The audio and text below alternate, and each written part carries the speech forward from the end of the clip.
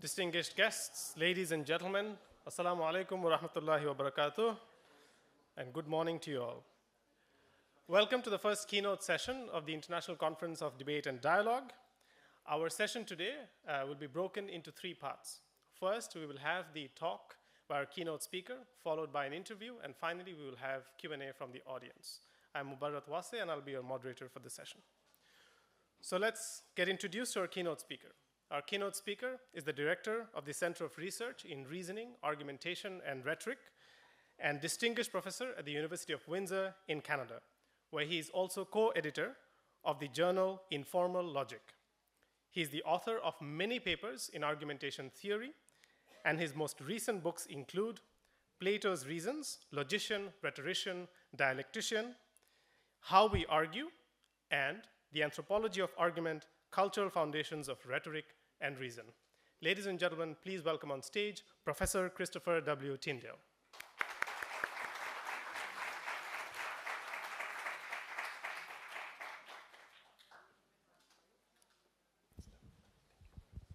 Thank you. A very nice introduction. Very pleased to be here, and particularly to see so many young faces, because our field thrives on youth and the development of youth, and that's why in Canada we're so excited by this venture, CRRAR Debate, and the bringing together of young people, and with more seasoned scholars from across the world. This is a very important venture, and I'm very excited and honored to be part of it and to lead things off today.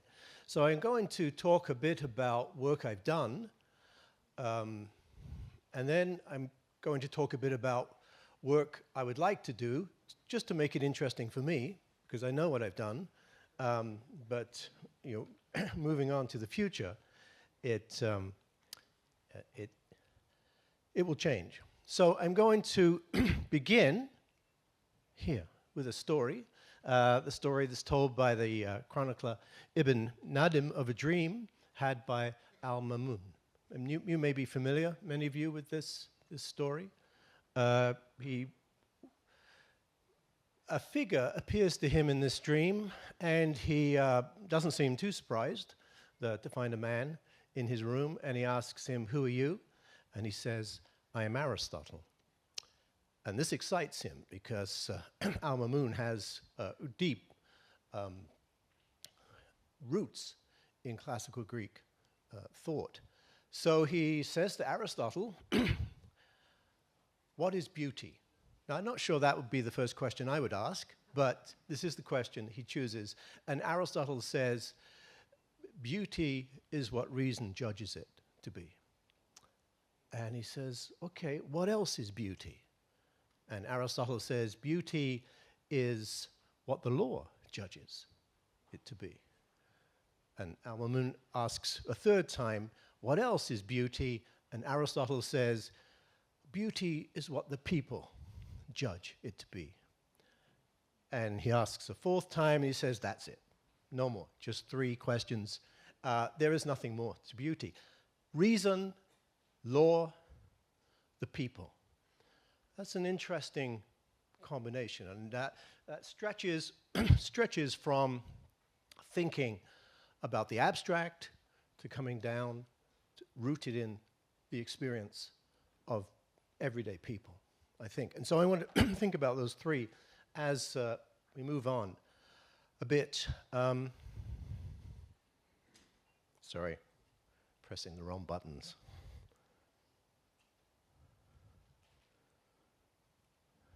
Here we are. I want to start thinking about different senses of argument that connect back to that story.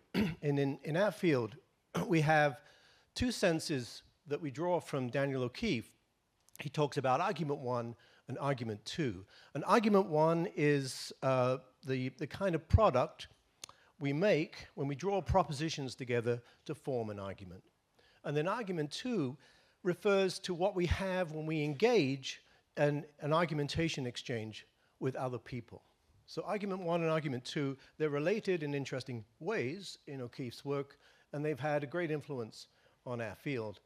But other scholars, in their own way, connect with these two types, I think. We may be familiar with Stephen Toulmin, particularly his seminal work, The Uses of Argument. And in a different paper, Toulmin writes, on the one hand, we can use the word argument for a string of propositions which may be written on the blackboard or thought about in the abstract, and we can examine the formal relations of consistency and inconsistency, entailment and contradiction, by which these propositions are or are not knitted into a logical fabric. It's a nice rhetorical flourish for Toulmin in particular. On the other hand, we can instead use the word argument for the stating of a substantively disputed position, followed by an exploring of possible consequences. In our second sense, an argument is not a string of propositions, which may or may not be formally consistent. Rather, it is a human interchange, which is not substantively adequate. Now, you can see that that tandem connects to what O'Keefe was thinking about, right? We've got, on the one hand, we've got argument one, we've got this abstract propositional argument. On the other hand, argument two, here, Toulmin talks about it as human interchange. Just the third conception, I think, here from our hosts, right? One more. A debate is a form of public discourse. It can be in the form of formal, direct oral contest or competition in argumentation between two or more people on a defined proposition at a specific time. And I think that connects with that second sense. Right? Debate here, I think of it now as argument, is an exchange, human exchange. And what I like about this definition, it includes what the rhetorical scholars would call a kairotic dimension. It's got the sense of time brought in there. So we have these two senses of argument, and one of them talking about human interchange, which is so important when we start to think about moving across borders, moving across cultures. In particular, though, I want to begin thinking more about this first sense, because that first sense has had an enormous influence on the way we teach argument and the way we think about arguments. But let's go back to some things I've done here. I call this the heirs of Aristotle. That's us. Right? In the 1930s, Russian cognitive psychologist Alexander Luria and his team did some experiments in Uzbekistan, working with Uzbek nomads, and they were interested in studying cognitive development. And so they posed particular questions to these subjects. And these studies have been replicated in Africa, even in the United States with the Navajo. They've been replicated with other people exploring cognitive development. And so you have a problem like this. You know, in the far north, where there is snow, all bears are white. Novaya Zemlya is in the far north, and there is always snow there. What colors are the bears there? Now, as heirs of Aristotle, we answer in unity. So we know what color the bears are. Right? We have no problem with deductive inference. But take, for example, one of these subjects who's quite typical of the responses that Luria's experimenters get. And he says, at first, well, there are different sorts of bears. Not a very useful response, so they pose it again, right? Failure. This is a failure to express the right answer. I don't know, I've seen a black bear. I've never seen any others. Each locality has its own animals. If it's white, they will be white. If it's yellow, they will be yellow. Maybe a bit closer now, at least we're talking about colored bears. But still not sufficient. They pose the question again. And I think the last response is the most interesting. Yeah? Well, it's like this. Your words can be answered only by someone who was there. And if a person wasn't there, he can't say anything. on the basis of your words. Now, when I wrote about this in my book, The Anthropology of Argument, I focused on what was not said.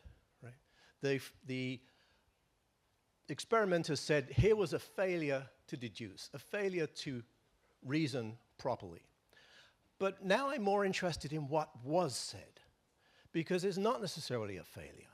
Right? It's a demand that, look, I know what you're trying to do. You want me to abstract from my experience, but I'm going to stick with my experience, and I'm going to work with what I know.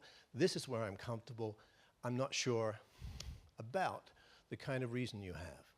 And so we have that tension between argument 1 and argument 2, between the propositional, the abstract, what they're trying to get these subjects to do, and human interchange that we have at work here. We have suggested then a tension between the transcendental and the immanent, between reason and the experience of the people. Back to the story of Al-Mamun, which I began with, and we might see both accommodated here, reason and experience, but the emphasis now is on experience. Maybe law comes in here at some point as well. So the second sense of argument, human interchange, raises the question of whose experience we're interested in. And back in the late 1600s, John Locke wrote this: "We may take notice that there are many men that reason exceedingly clear and rightly, who do not know how to make a syllogism. He that will look into many parts of Asia and America will find men reason there perhaps as acutely as himself, who yet never heard of a syllogism, nor can reduce any one argument to those forms." So how do we deal with this? How do, Locke's challenge, Locke's observation, I think is correct. How do we, as I pose it here, account for reasoning and argumentation prior to Aristotle? I think there are three possibilities. The principles that we endorse have always been there, and these subjects from Uzbekistan, from Africa, or elsewhere, along with those prior to Aristotle, they were just wrong. They didn't know how to reason. They hadn't developed cognitively yet. Or we have a second choice: our ability to reason as a species has developed from primitive to modern, where Aristotle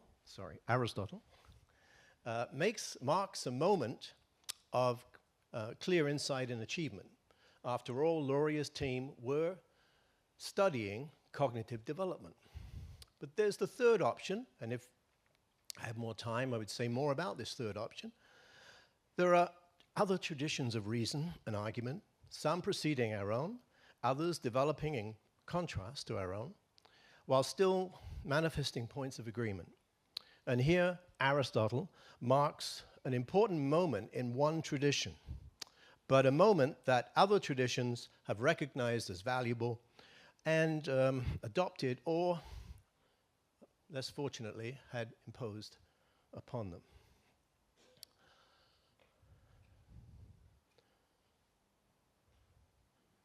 Here we go. So that's the past. I want to talk a bit about, given this, and that this is an area of interest. It's an area of interest to me, and given that I was kindly asked to talk about this today, I assume it's an area of interest to some of you. I think further work might be done. How might we move forward? And I want to introduce an intersection between ethnology and argumentation. I want to talk about this as ethno-argumentation, a new term that I would use here, and we have some Arabic that one of my students very kindly produced, and I understand it works. Ethnology explores practices among different people and cultures. It focuses on a place and the related experiences by which a world emerges. And think about those Uzbek nomads there. Argumentation identifies and involves specific practices among different people and cultures. So ethno-argumentation involves exploring the argumentative practices among different peoples and cultures, I would suggest. And it's somewhat, it's not exactly the same as cross-cultural argumentation because it's to some degree it underlies it. It raises questions that first need to be explored before we move forward. And it takes its prompts from an understanding that European expansion came at certain costs to the interests of reason and argument. On such terms, it brings into focus the way the assumptions of one set of argumentative practices favor that dominant tradition. It focuses on the assumptions underlying expansion, assumptions that involve more than just favoring the commitments of one's ethnos. And I don't just want to suggest that this is just European expansion. There are other kinds of expansions. The expansion of the Muslim world through North Africa into Europe. Prior to that, the expansion of the Roman world. Prior to that, I think even the expansion of the Chinese world. In each case, there's some interesting stories to tell about argumentation.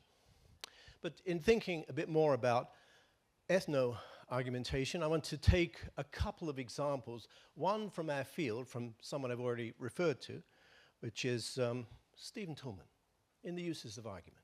Right? He sets out these Toulmin method that many of you will know. Data supports a claim, supported by a warrant, supported by backing, and the claim may be qualified, and it will follow unless there's a rebuttal. Fine. And there's an example that Toulmin uses repeatedly and has become so ubiquitous in the literature because people use it to explain it.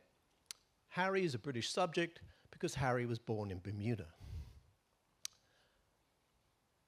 Stop and think about the example. Right?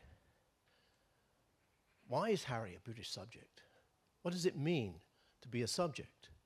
Right? We understand here that we have, well, one sovereign people imposing their will on other people such that we start to define those people. Right? You could say, well, this is just an example, but my point is that even Toulmin has been deceived by the assumptions of a logical tradition. I'll take a second example from literature, and this might move beyond the experiences of some of you. I don't know how many of you have read Shakespeare, an important figure in the Western world, and in particular one of his plays, The Tempest, in which some people are shipwrecked on an island. And Prospero and his daughter Miranda encounter an inhabitant of that island called Caliban. And Miranda says to Caliban, and the text on this side here is Shakespearean language, which I won't mess with, right? And then we've taken an Arabic translation that we found, and then I've put it into modern terms, and I'll use this. Caliban, savage, you did not know your own meanings, you made no sense, and you would gabble like a brute until we provided a language that could explain your behavior and make it knowable. Caliban, irrational, unreasonable, unable to express himself until the language comes in from the ships, others bring it to him. The choice of gabble, I think, is interesting here. It means to utter rapid, unintelligible sounds that are meaningless. Right? I'm interested in rereading the Arabian Nights. In the Barber's Tale, one of the brothers is called the Gabbler, and another one is called the Babbler. There's probably some relationship between these two. But would this count as speech to the listener? And I'm thinking here of Aristotle's distinction at the beginning of the Politics, where he talks about how animals have voice, but only humans have speech that's related to reason. Only humans have this comprehensible way of speaking. Without a coherent speech, there is no reason, and maybe more. So, gabble, again, we might wonder about the etymological roots involved, and whether in its semantic journey it ever passed close to babble, because that brings up thoughts of the Tower of Babel, a symbol of human arrogance that led to the diversity of languages and the commensurate problems associated with their distributions across cultures. Islamic tradition relates a similar challenge to Allah through the tower built by Nimrod, with the subsequent scattering of languages. The result in Miranda's failure to recognize intelligible speech in Caliban's gabbling. There we see the commitments of one ethnos that only allows matters to be seen one way. But it is the solution that concerns us, the imposing of speech on Caliban, to make him intelligible, as if he was incapable of intelligible speech without the aid of language brought from elsewhere. So I want to introduce another term here. I call this the lingua nullius, which I think is the attitude behind Miranda's remarks. It suggests a parallel with terra nullius, which we may be more familiar with. Terra nullius is a legal term under some jurisdictions, used to justify the occupation of conquered land. It assumes a territory without a sovereign. The analogy with lingua nullius is far from exact, but I think we can take the attitude in question to say, there is no language here, or there is no reason here, or there is no logic here. And that has tremendous consequences for cross-cultural argumentation as we start to think about it. Right? So one dominant tradition determines what counts, not just as logic, but reason and language. When Aristotle says to Al-Mamun, it's reason that judges what is beauty, we can even ask, whose reason here? And, well, there's a shift here also from the oral to the literate, which facilitated this power of a dominant culture, while in many regions the force of the oral continued alongside the emergence of the written word to the literate form of communication. It allowed for much wider dissemination. It modified the nature of narratives and gave them a universal force as they were transported across time and space. Humanity began to read, and that changed the nature of humanity because it begins to change our experiences. Even the divine shares in the shift from oral literacy with the possibility of religious texts in which humans are invoked to read, Surah 96 of the Quran, texts in which God writes on tablets, Surah 7. So, the limited time I've had here, a research agenda, I think, as strong as the Greek tradition of argument that informed reasoning for the colonizers might have been, it was still a product of a particular time and place, subsequently modified through use in specific places. As it was transported to other places, it was mixed with other conceptions of argumentation. How well did those assimilations go? And what were the consequences? These are among the kinds of questions I think we might still ask going forward. As one culture of argumentation was forced to become reconciled to the dominant model, did it lose its indigenous nature? Or is that still apparent in the ways it was accommodated and revised in relation to the dominant model? In some ways, ethno-argumentation encourages the development of new tools to study and the practice of argumentation. But in other ways, the tools that we have can be repurposed for expanded use. Like Toulmin's model, with his focus on fields, we can now think about focusing on cultures. But ethno-argumentation cannot just be limited to the logos, and there's a lot of attention has gone into exploring logos, both in Arabic argumentation and in Western argumentation. I think we need also to be interested in ethos and pathos. And so, you know, for example, from pathos, the Australian historian Inga Clendon works with the Aztecs. So she's talking here. It quickly became obvious that their minds, their emotions were ordered differently from mine.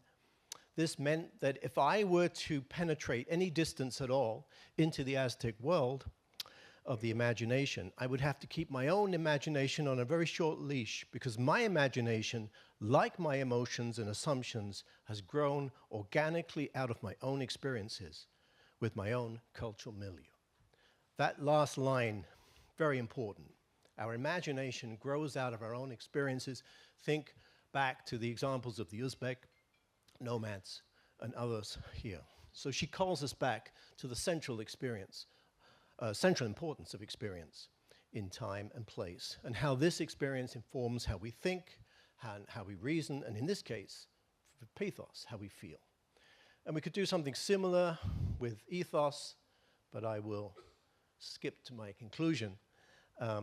So I think that we can build a common framework with which to approach the practices of argumentation across our world and back into our past, or pasts, which is to say we can gather our pluralism into a framework that covers common features and asks similar questions. The challenge is not to assume in advance what must go into that framework, but to approach it through trial and error. And I've started that process with analysis of, well, ethos I skipped, but pathos I said something about, logos I have been talking about. While acknowledging that these are features of our way, and I think we have this in common in this room, both in the Western tradition and the Arabic tradition of argumentation. These roots in Aristotle are what we share, but they may not correlate in the same way in other systems. What does argumentation then fail to say? Who is made silent and who is given a voice? And here I'm thinking about that fictional character of Caliban that represents many real characters.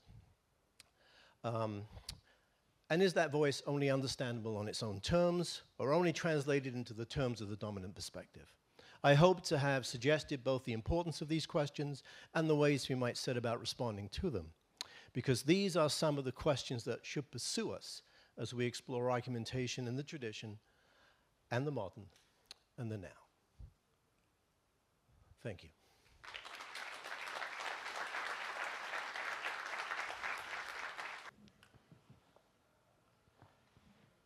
I'll let Professor Tindale have a sip of water. I think he deserves it. Thank you so much for the talk, Professor Tindale. If you could have another round of applause for his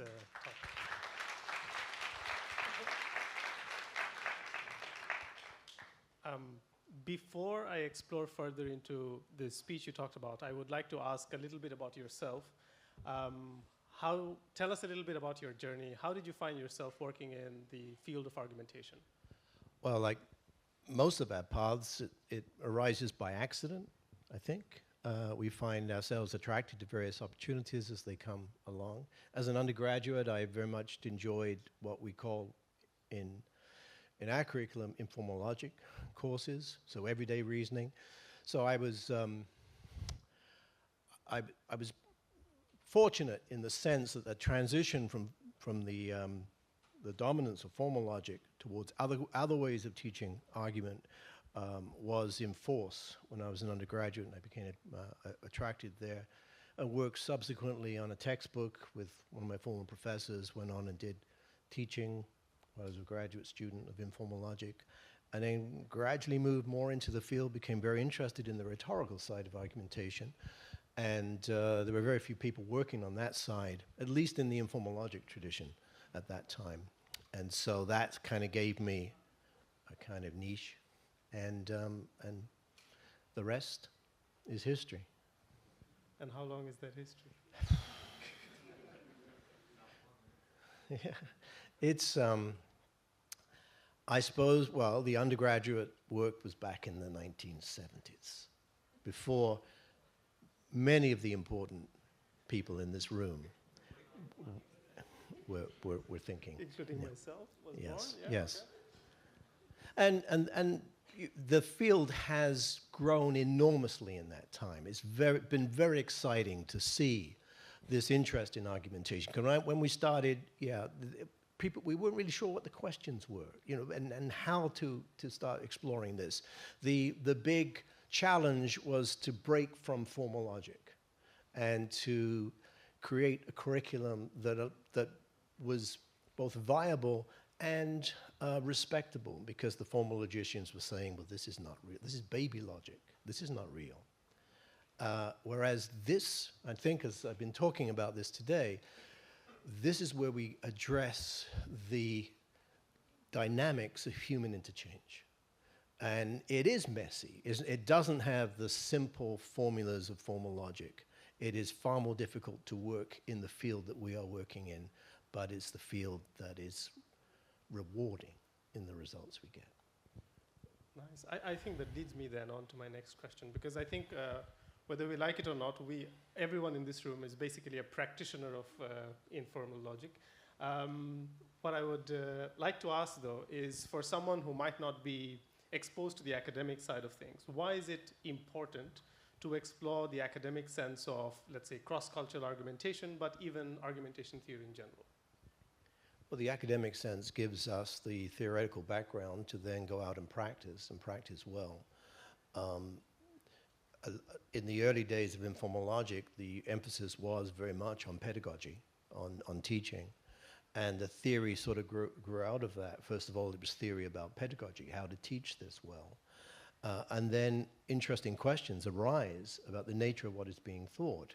And so out of this initially practical field becomes a whole wealth of theoretical research, which needs to be there because, you know, we still have some job to do of persuading our colleagues that this is important. Yes, I don't want to completely denigrate the propositional sense of argument. That's still being taught. That's still very, very useful.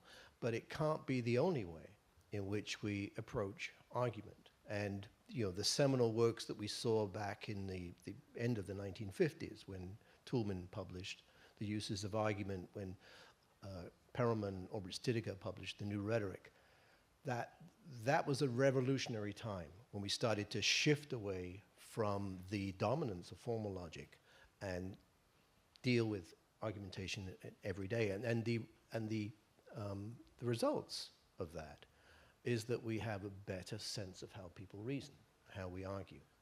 And that will eventually have consequences for debate and things of this. Well, has had consequences.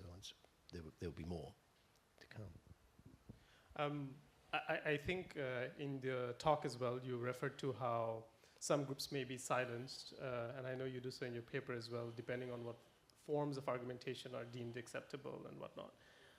So I guess on that front, I would like to ask the question, conversely, don't you think it's possible that it's maybe on some occasions, it's okay to exclude some groups? Let's say children don't have the same access to reasoning skills or argumentation skills, but perhaps even more controversially, what if there is forms of cultural oppression that's happening in certain groups? Do you think it's okay to exclude in some occasions, or how do we draw the line on those occasions? Yes, I mean, in the longer version of this paper, I do talk about the silencing effect. I mean, there's a way in which Caliban is being silenced there. I don't know that I totally agree that groups like children are silenced. I mean, we've started to listen, particularly within law now, quite carefully to the testimony of children. And it is a question of listening to the testimonies of different groups because they have experiences that are very real and that need to be understood in larger contexts. So I don't know that we would diminish that. And I'm also thinking about, in some ways, this silence is a kind of, it's our ignorance. Like we fail to hear, we fail to listen. And sometimes we're quite surprised by that. I mentioned the Arabian Nights. I think that might be a common text for many people. Possibly. They're not going to tell me. But I was rereading it recently in the Sir Richard Burton English translation from the very difficult 1800s. And I never really appreciated that the narrative voice throughout all those stories is the voice of a woman. And that the way it's framed, like why is she telling these stories, is to stay alive. And that's a very important insight, I think, today. And I missed that. I did not hear her voice. And that is there, and it's silent. And when I was a boy, I loved those stories. I read those stories, completely ignorant of the larger meaning of that text. So there are different ways in which we can think about silence. Yes, we can silence groups, or we can just fail to hear them, fail to hear voices which are right there. So, are there groups that we don't talk to? No. Are there groups that we talk to differently? Yes. It's and we now move into those larger problems that our interest in debate and cross-cultural argumentation invites us to move into, because we have very difficult conversations sometimes with particular groups who are more obstinate, perhaps, in their insistences. Fair enough. Then taking you on that, if we need to speak or communicate differently to different groups, do you sometimes wonder if we are too anthropocentric in our approaches? I noticed in the lecture you taught, there was a definition of reason being exclusive to human beings, for example. Are there different ways in which perhaps non-human animals are also conversing that we, in our human arrogance, fail to consider as well sometimes? Yeah, this is interesting. I mean, what do we have here? We have communication, we have reason. I mean, non-human animals certainly communicate. The great English translator of much of Aristotle, and particularly Aristotle's Rhetoric, George Kennedy, wrote a paper some years ago now called A Hoot in the Dark. The hoot being the noise an owl makes. And he argued there that non-human animals are rhetorical beings. And well, certainly they communicate. But do they communicate at the level in which we're interested in exploring now? So I don't know that we're being too anthropocentric. I think they're as we describe human experience, we are describing beings that use reason. And that's, I think, where we need to begin. So they're potentially gabbling. They're beyond gabbling.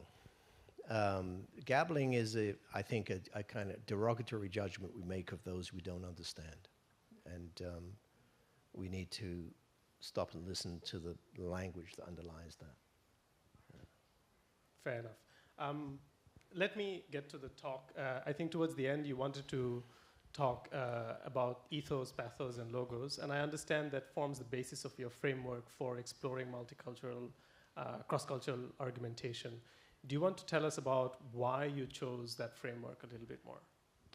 Well, yeah, because it looks like I'm just adopting the tradition in this way. And again, it also looks like I'm ambivalent towards Aristotle, and I am. I mean, I always tell my students when we're reading Aristotle, if he's not describing your experiences, then maybe he's got it wrong, or we're reading him wrong, because he thinks he's talking about human beings as they're, in their essential nature, as they arise in all different places. So we need to begin somewhere. The anthropologists will talk about the distinction between an etic perspective, which is the perspective we have of our own that we take into another context, and the emic perspective, which is the listening to the voices of other people on their own terms. And Kenneth Pike, who introduced that distinction, made the point that we have to begin somewhere, and we have to begin in the etic. We have to begin with our own terms and then try and move out from there. We can't just start from scratch. So a good framework to begin is this basic distinction. In an argumentative situation, there is a speaker, there is an audience, and there is something that is transferred between them. We call that an argument.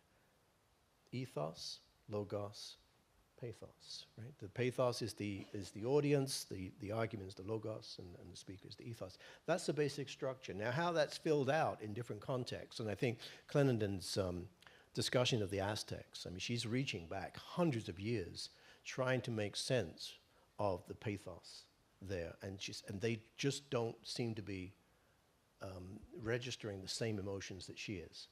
So that's an interesting question, but still we want to use the language of emotion. So I think we need a framework to begin with. without presupposing that that's going to be the way that we end up. So there's room for adaptation. Absolutely. Okay, excellent. Before we move to Q&A, I have one final question for you. I know during the talk you talked about, let's say, some tribes who may have different forms of communication and so on. And perhaps sometimes the differences in communication are a little bit more subtle. I don't want to generalize, but perhaps, let's say, Eastern Europeans may be a little bit more fact-based compared to the average South Asian, who might be a little bit more emotionally expressive. So how does a person navigate and implement this knowledge of the subtle differences that exist between, let's say, the average person of different groups to improve on a daily basis, improve their communication going forward? Well, there's the old adage that the rhetoricians use, know your audience. And most of our audiences are people that we're familiar with, right? We reason at home, we interact with people we know, they have the same beliefs in that. As that distance expands, we move further away from our comfort zones, as it were. It becomes far more difficult to engage those people. So it takes a concerted effort to start thinking about how others argue, how others experience, how others use these basic notions of ethos, logos, and pathos, to try to get into that emic frame of mind, hearing the voices of others on their own terms. So that's a sort of pre-argumentative position that I think we need to take before we engage in argumentation. We need to get to know that audience well, to get to know the belief systems that underlie the positions that they're putting forward. So it's true, across cultures we find some people put far more weight on the authority, the distinctions on authority. Some are far more different. Some people are far more elusive. They're saying things, they're not actually meaning what they say, and you've got to know that, and you've got to get the hidden text. As we move from culture to culture, we find people use language differently and use evidence differently. Some cultures will give great weight to the experience of dreams, for example. Others don't. Can we take that seriously? How do we start to think about different ways of knowing and the epistemic value of these contributions?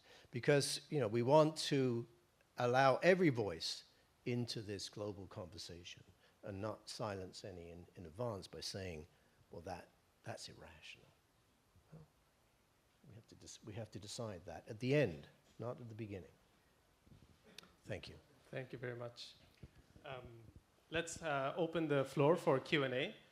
So if you have a question to ask to Dr. Tindale, now would be a good time to raise your hand. All right, we have there. Okay, is it okay? Yeah. Thank you very much, Professor Tindale, for this fascinating talk. I have a question and a comment. So you want me to start with the question or the comment? Probably the comment, and then, because I can then... Great. Well, actually, maybe the question. I can think about the question while you're making the comment. Okay, perfect. That's a strategic Yes. maneuver. Okay. The question is, you talked about the argumentation as reason-based and law-based and people-based. And I'm sure probably you left this for us to discern from your talk, to discern your position, whether you think it's reason-based or law-based or people-based. Or maybe all of them together. So if you could make this a little bit more explicit, if you think that your position is actually a person who looks at argumentation as a manifestation of these three dimensions. And then also you talked about in the last part of your talk, you mentioned the ethos and pathos and logos.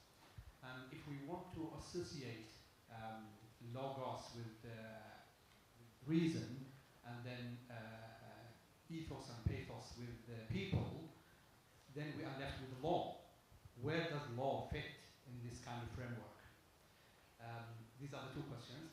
And then the comment regarding the Tower of Babel.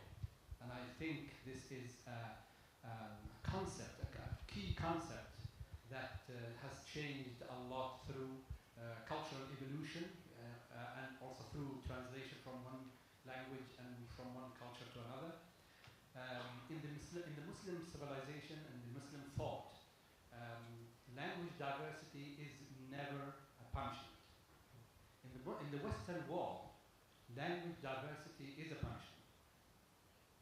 In the Muslim world, language diversity is a blessing and it's a miracle of God's glory. There is no, you mentioned Nimrud, and there is no mention in the Quran in any way with a connection between Nimrud and language issue. Also, we have another story in the Quran, which is the Haman with the Pharaoh to build a tower. But again, that is not associated with language in any way. And if there is anybody here who can correct me if I'm wrong, there's no way that language is implicated in any of these two events. So thank you very much again. And okay, thank you. Yeah, I certainly didn't mean to suggest that that was in the Quran. I know it's not. Sorry, your first. See, now the problem is I forgot the first question. My first question is about yes. your position. Yeah, the relationship there. It's interesting that in the story, Aristotle, the dream Aristotle, seems to suggest a kind of hierarchy. What comes first is reason, and then law, and then the people come last. And what my position is, well, this hierarchy needs to be explored, questioned, and disrupted in some way, because the examples that I was using, and there are many more examples, elevates the status of the people. Because this is human experience, which is the root of human interchange. So I would say, yes, the law there is a strange member for me of this. I see it seems to be absent from that Aristotelian triad in the rhetoric, ethos, logos, pathos. So if we associate logos with reason, then we have the people. The people very, very much there in pathos. Can we refigure law in terms of ethos? That would be an interesting way to proceed. But basically, yes, in terms of that hierarchy, I think we just equalize things and give more voice to the experiences of people. Thank you. Thank you. Let's move to the next question. We'll do one here first, and then we'll go back there. Would encourage the questions to be short, so we can have more and more questions. Thank you, Professor, for this speech. Coming from a background of a debate practitioner, and here my colleague in Qatar debate, we always work with the debaters when we train them on the logos, mostly, because the debate is about actually the rationale, the reasoning. But, and maybe you are familiar with the work that we've been doing with Dr. Abdul Jabbar and Dr. Ali Zogari about trying to create the corpus of Arabic debate. And we were trying to label everything as ethos, pathos, logos, everything, like 120 debates. We've noticed that for the top achieving speakers, top rated speakers, this is an observation, yet not to be said as a correlation or not, but as an observation, there's a specific use of ethos in their speeches, even though our adjudicators are trained to look mainly on the logos, not the ethos or pathos. So do you have an explanation why maybe we are finding for the top speakers this special use of ethos in their speeches? Well, because they've made the arguments their own. They are personalizing these positions. They're thinking about what does it mean to argue for this position for me? And so I have to, in a sense, invest something of myself in the positions I put forward. I think even, sometimes the debate scenario is artificial, but to really to see it as training for later engagement with others there needs to be that personal investment in the positions that we put forward. And I would see that would naturally lead to an elevation of ethos. That's my initial reaction to that. Thank you. We have a queue of questions. So in order to make sure we are on time, if you could kindly keep the questions short and crisp, just like Khadr did. Well done, Khadr. Over there. Yes, go ahead. Hello, Doctor. Thank you so much for this fruitful. Actually, I have a comment and a question. I'll try to keep it as short as possible. You said that you probably would like to change the hierarchy. I actually agree with you. I'd say it's people first, reason second, and law third. Why is that? Because what reason? Which reason? I say whose reason? It's people who are reasoning. It's their own point of views. They are the one who are making this reason.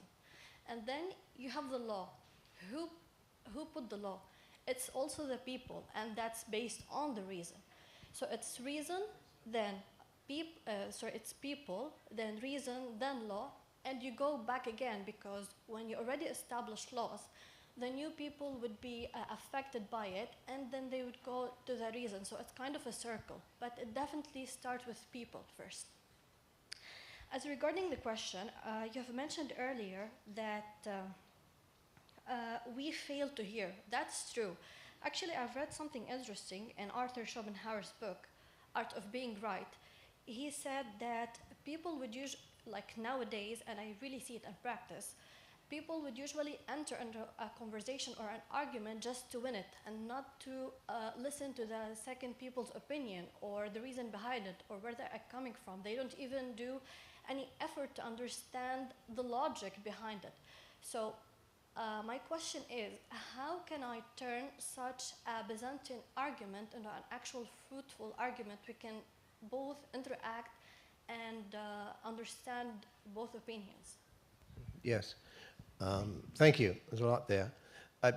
Schopenhauer, I think, is talking about the heuristical tradition. So he's thinking about heuristic arguments where people are motivated by winning.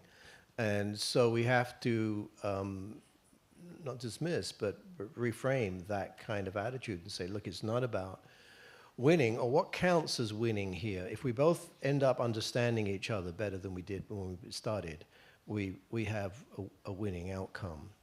So it's not, winning there in the heuristical debate involves silencing the other person. We see this back in Plato's dialogue, the Euthydemus, where the whole business is to silence, to bring someone to a point where they can't speak anymore. So that's another kind of silencing. But there are different ways in which we can recast the notion of success. Let's not say winning, let's say success. We have a successful outcome where we've explored an issue, we've learned something from it, we've learned more about each other, and now we can move forward to further issues. Yes. If I may, we tell our debaters, if you don't listen well, you can't win anyway. So maybe we have the next question. Thank you.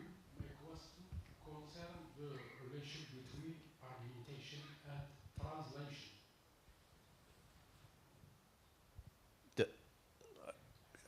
I had the afternoon. The relation between argumentation and translation, yes, argumentation involves translation, and very different questions of different problems of translation arise when we start to talk about cross-cultural argumentation. Argumentation between people we know well, but still translating, but we're translating into a common experience. When I'm interacting with the people I work with, the people I live with, we have a shared common experience that we're translating ideas into. Not just the language, but the concepts are being translated into this common experience. As we move to cross-cultural argumentation, that becomes far more challenging. If I look at my Chinese colleagues and we try to explore the use of metaphor in Chinese argumentation and the use of metaphor in Western argumentation, now suddenly we're in the murkier realms of translation, because we don't have a common experience rooting those concepts. So yes, that's an important observation, and it's something that has to be brought into this discussion, indeed. Thank you. We have time for one final question. you. Thanks, Dr. Tindale. There you go. Yeah. I thought I recognized that voice. I really liked your paper on, I'm going to change the title, it's Argumentative Colonialism, in a sense, is what you were discussing. So I really appreciated the notion of how in argument 2 and the silencing, or whose voice is missing. But it seems to me that we often use, or colonial spirits often use argument 1 to silence, rather than thinking of who is silenced. Argument 1, in the informal logic days, we talked about argument stoppers, how we bring things to an end. One might even think about the fallacies as doing some of that as well. But what struck me is at the end, you were talking about listening to ourselves and tying to pedagogy. Well, I'd be interested in hearing what you have to say about the role of reflection, being self-critical, of empathy. Seems to me that you're asking for certain virtues to come up in order to really get a sense of who's being silenced. And wondering if you could say a bit more about that. Yes, you use the metaphor of windows and mirrors. We approach argumentation often as if it's a window into other cultures, into other people's minds, and it is. It's very important as a window. It exposes us to other points of view, and that's useful as well. But also, it can become a mirror. Or there's that time at the end of day when the window becomes a mirror, right? When it gets darker and we're reflected back in it. So we find ourselves reflected in the argumentation here. It forces us to think about our own positions. Why have I taken this position, given that there are these others that have given, that have plausibility, that have credibility? I need to now to be more open to revision and to change in light of the exchanges that I've had. And I think argumentation is a very important part of character development, and that's where the notion of virtue comes into play there as well. So, yes, thank you. I've been pressed to take at least one more question, so one final one. So, thank you very It's not my much for fault. a very interesting lecture. And I just had a comment drawing on stories. You started with a story, and I always teach my students in political theory how to think about meaning. So we have this story of Humpty Dumpty. You surely know it, when he said, when I use a word, Humpty Dumpty said, in a rather scornful tone. So the tone also matters when we argue. It means just what I choose it to mean, neither more nor less. So precision, meaning, logic, in that very formalistic sense, in a way. And then Alice answered, the question is, said Alice, whether you can make words mean so many different things. So I think this is what you meant by anthropology, or the anthropological approach to argumentation. But I think that our challenge is that we are, within the frame of modernity, we want to make things very clear and very much control, because it has to do with power. Law, which is power, basically, is about fixation. It's about control. It's about hegemony. And I think this is one of the challenges that, for me as a political scientist, I think it's very difficult to change our understanding of argumentation and how to make the argument or the meaning, we have different shades of meaning as well, unless we have different political systems. Not systems in terms of government, but also regimes of authority. And I think this is extremely important as well. Yeah. It's difficult. Yes, thank you for the other narrative. And of course, some cultures will use narrative far more in their argumentation. I mean, that's one of the things to observe. And Alice, she's in another world. right? She's moved into another world where things are not familiar to her. So she's trying to learn the language, and so when she gets that response, well, it's going to change. She's going to keep moving. There is the need for some kind of stability, and that's what political systems strive to give us, is the stability of meaning, at least, for some time. But I think you're right in terms of what you say about law. And it's, I mean, the comment earlier about, law comes from the people, and it's a question of which people, But thank you. I know there were more questions, but don't worry, you can approach Professor Tindale informally through today and tomorrow. Appreciate it if you notice the pun. But thank you very much, Professor Tyndale. Please give him a warm round of applause. Thank you.